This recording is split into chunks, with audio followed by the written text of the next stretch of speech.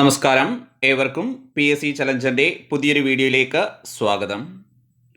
Fireman, ഫയർവുമൻ തസ്തികയിലേക്കുള്ള main എക്സാമിൻ്റെ special ടോപ്പിക്കിലെ first ക്ലാസ്സാണിത്. ഈ ക്ലാസ്സിൽ നമ്മൾ സിലബസിലേക്ക് കടക്കും മുമ്പ് ഏറ്റവും ബേസായിട്ട് മനസ്സിലാക്കിയിരിക്കേണ്ട ഒരു 20ഓളം പോയിൻറ്സും അതിൻ്റെ കണക്റ്റഡ് ഫാക്ട്സും ഒക്കെയാണ് ഡിസ്കസ് ചെയ്യുന്നത്. നെക്സ്റ്റ് ക്ലാസ് മുതലാണ് നമ്മൾ സിലബസിലുള്ള ഓരോ ഭാഗങ്ങളും പഠിക്കുന്നത്. അപ്പോൾ ഇത് സെപ്പറേറ്റ് പ്ലേലിസ്റ്റ് ആയിട്ടാണ് ക്ലാസ്സുകൾ ഇൻക്ലൂഡ് ചെയ്യുന്നത്. കൃത്യമായി ഫോളോ ചെയ്ത് പഠിക്കുക.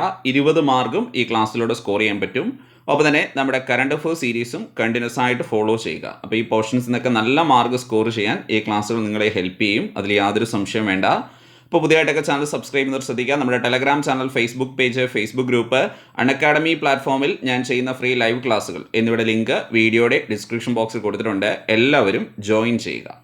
അൺഅക്കാഡമി പ്ലാറ്റ്ഫോമിൽ ഏറ്റവും ലേറ്റസ്റ്റ് ആയിട്ട് ആരംഭിക്കുന്ന ചില ബാച്ച് കോഴ്സുകളെ കുറിച്ചുള്ള ഡീറ്റെയിൽസ് ഇവിടെ ഷെയർ ചെയ്യുകയാണ്.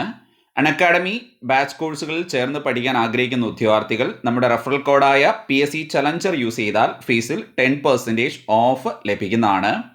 ഏറ്റവും ലേറ്റസ്റ്റ് ആയിട്ട് നമ്മൾ ആരംഭം എന്ന പേരിൽ ഒരു 120 days foundation batch course 10th level exam, specially village field assistant പരീക്ഷയ്ക്ക് തയ്യാറെടുക്കുന്ന ഉദ്യോഗാർത്ഥികൾക്ക് വേണ്ടി അൺഅക്കാഡമിയിലെ ടോപ്പ് 10 എഡ്യൂക്കേറ്റേഴ്സിനെ ഉൾപ്പെടുത്തി ലോഞ്ച് ചെയ്തിട്ടുണ്ട്. ഇപ്പോൾ ഈ കോഴ്സിൽ ചേർന്ന് പഠിക്കാൻ ആഗ്രഹിക്കുന്ന ഉദ്യോഗാർത്ഥികൾ ചേർന്ന് പഠിക്കുക.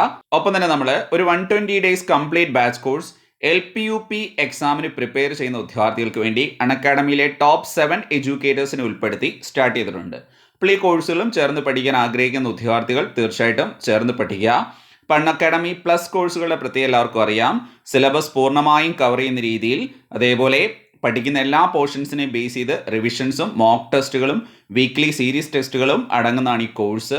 അതേപോലെ റെഗുലർ ആയിട്ടുള്ള ഡൗട്ട് ക്ലിയറിംഗ് സെക്ഷൻസും ഉണ്ടാകും. അൺഅക്കാഡമിയിലെ ടോപ്പ് എഡ്യൂക്കേറ്റേഴ്സ് ആണ് ഈ ഒരു കോഴ്സുകളിൽ ക്ലാസ്സുകൾ കൈകാര്യം ചെയ്യുന്നത്. അപ്പോൾ അൺഅക്കാഡമിയിലെ നിലവിലെ എക്സിസ്റ്റിംഗ് ഫീസ് സ്ട്രക്ചർ ആണ് ഇവിടെ കൊടുത്തിരിക്കുന്നത്. 1 month, 3 month, 6 month, 12 month, 24 month ഇങ്ങനെ വിവിധ ഓപ്ഷൻസ് ഉണ്ട്. അപ്പോൾ ഇതിൽ ഏത് ഓപ്ഷൻസ് എടുത്താലും നമ്മുടെ റെഫറൽ കോഡായ PSC ചലഞ്ചർ യൂസ് ചെയ്താൽ നിങ്ങൾക്ക് ഫീസിൽ 10% ഓഫ് ലഭിക്കുന്നതാണ്. അപ്പോൾ താല്പര്യമുള്ള ഉദ്യോഗാർത്ഥികളൊക്കെ ചേർന്ന് പഠിക്കുക. അപ്പോൾ ശ്രദ്ധിക്കുക, ഫയർ ആൻഡ് റെസ്ക്യൂ സർവീസുമായി ബന്ധപ്പെട്ട ഏറ്റവും അടിസ്ഥാനപരമായ കുറച്ച് പോയിന്റ്സ് ആണ് നമ്മൾ ഡിസ്കസ് ചെയ്യുന്നത്. എന്താണ് ഫയർ ആൻഡ് റെസ്ക്യൂ സർവീസിൻ്റെ പ്രധാന ലക്ഷ്യം? ജനങ്ങളുടെ ജീവനും സ്വത്തും അഗ്നിബാധയിൽ നിന്നും മറ്റ് അത്യാഹിതങ്ങളിൽ നിന്നും രക്ഷിക്കുക. അപ്പോൾ എന്താണ് ഫയർ ആൻഡ് റെസ്ക്യൂ സർവീസിൻ്റെ ലക്ഷ്യം എന്ന് ചോദിച്ചാൽ എന്താണ്? ജനങ്ങളുടെ ജീവനും സ്വത്തും അഗ്നിബാധയിൽ നിന്നും മറ്റ് അത്യാഹിതങ്ങളിൽ നിന്നും രക്ഷിക്കുക എന്നുള്ളതാണ്.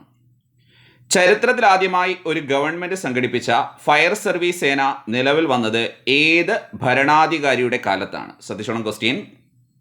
ലോകത്താദ്യമായിട്ടൊരു ഗവൺമെൻറ് സംഘടിപ്പിച്ച ഫയർ സർവീസ് സേന നിലവിൽ വന്നത് ഏത് ഭരണാധികാരിയുടെ കാലത്താണെന്ന് ചോദിച്ചാൽ റോമിലെ അഗസ്റ്റസ് സീസർ ചക്രവർത്തിയുടെ കാലത്താണ്.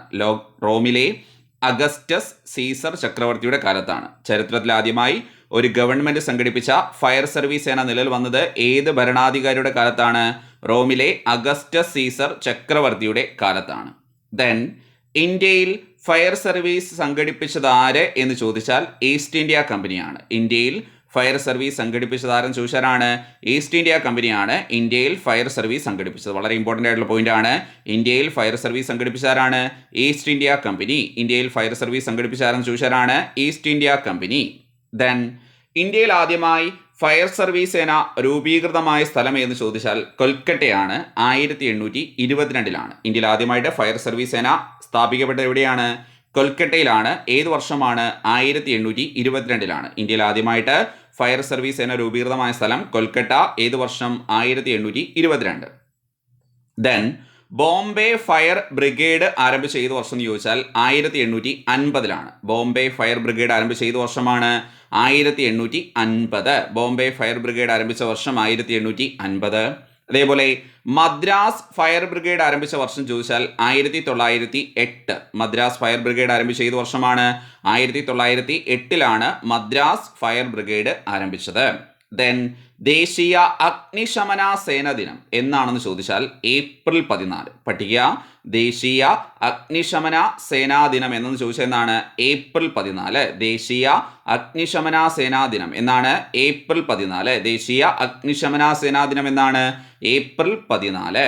ദെൻ ഇന്ത്യയിൽ ആദ്യമായി ഫയർ സർവീസ് ട്രെയിനിങ് കോളേജ് ആരംഭിച്ചത് ഏത് വർഷം എന്ന് ചോദിച്ചാൽ 1956 റാംപൂർ ആസ്ഥാനമായിട്ടാണ്. ഇപ്പോൾ ആസ്ഥാനത്ത് ചേഞ്ച് ഉണ്ട്, നമുക്ക് നെക്സ്റ്റ് പഠിക്കാനുണ്ട്. ഇന്ത്യയിൽ ആദ്യമായി ഫയർ സർവീസ് ട്രെയിനിങ് കോളേജ് ആരംഭിച്ചത് ഏത് വർഷമാണ്? 1956 1956 സ്ഥാപിച്ച ഫയർ സർവീസ് ട്രെയിനിങ് കോളേജ് 1957 നാഗ്പൂരിലേക്ക് മാറ്റി സ്ഥാപിച്ചു. ഇതാണ് അതിൻ്റെ ഒരു ഹിസ്റ്ററി. 1956 രാംപൂരിൽ സ്ഥാപിച്ച ഫയർ സർവീസ് ട്രെയിനിങ് യൂണിറ്റ് 1957 എങ്ങോട്ട് മാറ്റി? നാഗ്പൂരിലേക്ക് മാറ്റി സ്ഥാപിച്ചു. അപ്പോൾ നാഷണൽ ഫയർ സർവീസ് കോളേജ് സ്ഥിതി ചെയ്യുന്നത് എവിടെ എന്ന് ചോദിച്ചാൽ എവിടെയാണ്? നാഗ്പൂർ. പഠിക്കുക, നാഷണൽ ഫയർ സർവീസ് കോളേജ് സ്ഥിതി ചെയ്യുന്നത് എവിടെയാണ്? നാഗ്പൂരിലാണ് നാഷണൽ ഫയർ സർവീസ് കോളേജ് സ്ഥിതി ചെയ്യുന്നത്. നാഷണൽ ഫയർ സർവീസ് കോളേജ് സ്ഥിതി ചെയ്യുന്നത് എവിടെയാണ്? Nagpur. Then Kerala fire and rescue service പതാക ദിനം എന്നും ചോദിച്ചാൽ മാർച്ച് 8. പഠിക്കുക, Kerala fire and rescue service പതാക ദിനമായിട്ട് ആചരിക്കുന്ന ഏത് ദിവസമാണ്? March 8. Kerala fire and rescue service പതാക ദിനം എന്നാണ് March 8.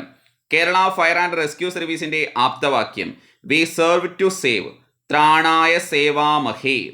V serve to save. Kerala fire and rescue സർവീസിന്റെ ആപ്തവാക്യം എന്താണ്? We serve to save. We serve to save. Kerala fire and rescue സർവീസിന്റെ ആപ്തവാക്യം എന്താണ്? We serve to save. Next, Kerala fire force act 1962 നടപ്പാക്കിയത് ഏത് വർഷം എന്ന് ചോദിച്ചാൽ 1963 ജനുവരി 22 അതായത് അത് നിലവിൽ വന്നത്. കേരള ഫയർഫോഴ്സ് ആക്ട് 1962 എന്നാണ് അറിയപ്പെടുന്നത്. അത് എന്നു മുതലാണ് നടപ്പാക്കിയത് അല്ലെങ്കിൽ നിലവിൽ വന്നതെന്ന് ചോദിച്ചാൽ 1963 ജനുവരി 22. അപ്പോൾ ഈ ആക്ടിനെ കുറിച്ചൊക്കെ ഇനി അങ്ങോട്ട് പോകുമ്പോൾ കുറച്ച് ഡീറ്റെയിൽ ആയിട്ട് നമുക്ക് പഠിക്കാനുണ്ട്. കേരള ഫയർഫോഴ്സ് ആക്ട് 1962 നടപ്പാക്കിയ വർഷം ഏതാണ്? 1963 ജനുവരി 22. 1963 ജനുവരി 22. കേരള ഫയർഫോഴ്സ് പ്രവർത്തിക്കുന്നതിനുള്ള നിയമസാധുത അറിയപ്പെടുന്നത് ആക്ട് 20 ഓഫ് 1962 എന്നാണ്. കേരള ഫയർഫോഴ്സ് പ്രവർത്തിക്കുന്നതിനുള്ള നിയമസാധുത ഏത് പേരിൽ അറിയപ്പെടുന്നു? Act 20 of 1962. അതും ശ്രദ്ധിച്ചോണം. അതിനെക്കുറിച്ച് നമുക്ക് കുറച്ചങ്ങോട്ട് പോകുമ്പോൾ കുറച്ച് ഡീറ്റെയിൽ ആയിട്ട് തന്നെ പഠിക്കാനുണ്ട്. തീർച്ചയായിട്ടും ആ ഭാഗത്തു നിന്നൊക്കെ കുറച്ചധികം കാര്യങ്ങൾ പഠിച്ചു വെച്ചിരിക്കുന്നത് നന്നായിരിക്കും. പരീക്ഷയ്ക്ക് ക്വസ്റ്റ്യൻ വരാനും സാധ്യതയുണ്ട്. അപ്പോൾ കേരള ഫയർഫോഴ്സ് ആക്ട് പ്രവർത്തിക്കുന്നതിനുള്ള നിയമസാധുത അറിയപ്പെടുന്ന ആക്ട് 20 ഓഫ് 1962 എന്നാണ്.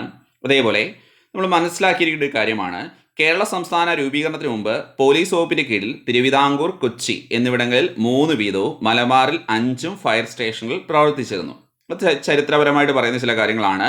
കേരള സംസ്ഥാന രൂപീകരണത്തിന് മുമ്പ് കേരള പോലീസ് വകുപ്പിന്റെ കീഴിൽ തിരുവിതാംകൂർ, കൊച്ചി എന്നിവിടങ്ങളിൽ 3 വീതവും അതേപോലെ മലബാറിൽ 5 ഫയർ സ്റ്റേഷനുകൾ പ്രവർത്തിച്ചിരുന്നു. ഇനി കേരള ഫയർ സർവീസിനെ ഫയർ ആൻഡ് റെസ്ക്യൂ സർവീസ് എന്ന് പുനർനാമകരണം ചെയ്ത വർഷം എന്ന് ചോദിച്ചാൽ 2002. പഠിക്കുക, കേരള ഫയർ സർവീസിനെ ഫയർ ആൻഡ് റെസ്ക്യൂ സർവീസ് എന്ന് പുനർനാമകരണം ചെയ്ത ഏത് വർഷമാണ്? 2002. കേരള ഫയർ സർവീസിനെ ഫയർ ആൻഡ് റെസ്ക്യൂ സർവീസ് എന്ന് പുനർനാമകരണം ചെയ്ത വർഷം ഏതാണ്? 2002. കേരള ഫയർ സർവീസിനെ ഫയർ ആൻഡ് റെസ്ക്യൂ സർവീസ് എന്ന് പുനർനാമകരണം ചെയ്ത വർഷം ഏതാണ്? 2002. കേരള ഫയർ ആൻഡ് റെസ്ക്യൂ സർവീസിന്റെ മേധാവി ആരെന്ന് ചോദിച്ചാൽ ആ പദവിയുടെ പേരാണ് director general. Kerala fire and rescue സർവീസിന്റെ മേധാവി, ആ പദവിക്ക് പറയുന്ന പേരാണ് എന്ത്? Director general. Kerala fire and rescue സർവീസിന്റെ മേധാവി ആരാണ്? Director general. Then Kerala fire and rescue സർവീസിന്റെ ആസ്ഥാനം എവിടെയെന്ന് ചോദിച്ചാൽ തിരുവനന്തപുരത്താണ്. കേരള ഫയർ ആൻഡ് റെസ്ക്യൂ സർവീസിന്റെ ആസ്ഥാനം എവിടെയാണ്? തിരുവനന്തപുരം. അപ്പോൾ തീർച്ചയായിട്ടും നമ്മൾ ഈ പഠിച്ച പോയിന്റ്സ് ഒക്കെ വളരെ ഈസി ആയിട്ട് എല്ലാവർക്കും ക്യാച്ച് ചെയ്യാൻ സാധിച്ചു എന്ന് വിശ്വസിക്കുന്നു. ഇതിൽ പല പോയിന്റ്സും നമുക്ക് ഇനി അങ്ങോട്ട് പോകുമ്പോൾ കുറച്ച് ഡീറ്റെയിൽ ആയിട്ട് പഠിക്കാനുണ്ട്. അപ്പോൾ ഇവിടുന്ന് ഏതെങ്കിലും ഒരു ക്വസ്റ്റ്യൻ കിട്ടിക്കഴിഞ്ഞാൽ വളരെ ഈസി ആയിട്ട് ആൻസർ ചെയ്യാൻ എല്ലാവർക്കും പറ്റണം. ജസ്റ്റ് ഒരു ഇൻട്രൊഡക്ഷനായി മാത്രം ഈ ക്ലാസ് കാണുക. അപ്പോൾ അതുപോലെ നമ്മൾ പഠിച്ച കാര്യങ്ങൾ ഫാസ്റ്റായിട്ടൊന്ന് റിവൈസ് ചെയ്യുകയാണ്. എന്തായിരുന്നു അഗ്നിശമന സേനയുടെ പ്രധാന ലക്ഷ്യം? ജനങ്ങളുടെ ജീവനും സ്വത്തും അഗ്നിബാധയിൽ നിന്നും മറ്റും അഗ്നിബാധയിൽ നിന്നും മറ്റ് അത്യാഹിതങ്ങളിൽ നിന്നും രക്ഷിക്കുക. ചരിത്രത്തിലാദ്യമായി ഒരു ഗവൺമെന്റ് സംഘടിപ്പിച്ച ഫയർ സർവീസ് സേന നിലവിൽ വന്നത് ഏത് ഭരണാധികാരിയുടെ കാലഘട്ടത്തിലായിരുന്നു? റോമിൽ അഗസ്റ്റസ് സീസർ ചക്രവർത്തിയുടെ കാലഘട്ടത്തിലായിരുന്നു. ഇന്ത്യയിൽ ഫയർ സർവീസ് സംഘടിപ്പിച്ചതാരാണ്? East India company. ഇന്ത്യയിൽ ആദ്യമായി ഫയർ സർവീസ് സേന രൂപീകൃതമായത് ഏത് സ്ഥലത്തായിരുന്നു? കിട്ടുന്നുണ്ടോ? കൊൽക്കത്ത 1822. ബോംബെ ഫയർ ബ്രിഗേഡ് ആരംഭിച്ച ഏത് വർഷമായിരുന്നു? 1850. മദ്രാസ് ഫയർ ബ്രിഗേഡ് ആരംഭിച്ച ഏത് വർഷമായിരുന്നു? 1908. പിന്നെ നമ്മൾ പഠിച്ചത് ദേശീയ അഗ്നിശമന സേനാദിനം എന്നാണ് ഏപ്രിൽ 14. ഇന്ത്യയിൽ ആദ്യമായി ഫയർ സർവീസ് ട്രെയിനിങ് കോളേജ് ആരംഭിച്ച വർഷം ഏതായിരുന്നു? 1956 റാംപൂരിലാണ്. പിന്നീടത് നാഗ്പൂരിലേക്ക് മാറ്റി എന്ന് നമ്മൾ പഠിച്ചു 57. നാഷണൽ ഫയർ സർവീസ് കോളേജ് നിലവിൽ സ്ഥിതി ചെയ്യുന്ന എവിടെയാണ്? നാഗ്പൂരിലാണ്. Kerala fire and rescue service പതാക ദിനം എന്നാണ്? March 8. Kerala fire and rescue സർവീസിന്റെ ആപ്തവാക്യം എന്തായിരുന്നു? വി സെർവ് ടു സേവ്, ത്രാണായ സേവാമഹേ. കേരള ഫയർഫോഴ്സ് ആക്ട് 1962 നടപ്പാക്കിയത് ഏത് വർഷമാണ്? 1963 ജനുവരി 22. കേരള ഫയർഫോഴ്സ് പ്രവർത്തിക്കുന്നതിനുള്ള നിയമസാധുത അറിയപ്പെടുന്നത് ആക്ട് 20 ഓഫ് 1962. അതേപോലെ കേരള ഫയർ സർവീസിനെ ഫയർ ആൻഡ് റെസ്ക്യൂ സർവീസ് എന്ന് പുനർനാമകരണം ചെയ്ത ഏത് വർഷമാണ്? 2002 കേരള ഫയർ ആൻഡ് റെസ്ക്യൂ സർവീസിന്റെ മേധാവി ആരാണ്? ഡയറക്ടർ ജനറൽ ആണ്. കേരള ഫയർ ആൻഡ് റെസ്ക്യൂ സർവീസിന്റെ ആസ്ഥാനം എവിടെയാണ്? തിരുവനന്തപുരം. അപ്പോൾ വളരെ ബേസ് ആയിട്ടുള്ള സിലബസിലേക്ക് കടക്കും മുമ്പ് അത്യാവശ്യം നമ്മൾ ഫയർഫോഴ്സുമായി ബന്ധപ്പെട്ട് മനസ്സിലാക്കിയിരിക്കേണ്ട ചില കാര്യങ്ങളാണ് ഈ ഒരു ക്ലാസ്സിലൂടെ ഡിസ്കസ് ചെയ്തത്. തീർച്ചയായിട്ടും ക്ലാസ് എല്ലാവർക്കും യൂസ്ഫുൾ ആയി എന്ന് വിശ്വസിക്കുന്നു. ക്ലാസ്സിനെ കുറിച്ചുള്ള അഭിപ്രായങ്ങളും നിർദ്ദേശങ്ങളൊക്കെ തീർച്ചയായിട്ടും കമൻറ്റ് ബോക്സിൽ രേഖപ്പെടുത്തണം. ഈ ക്ലാസ് ഇവിടെ അവസാനിക്കുന്നു. താങ്ക്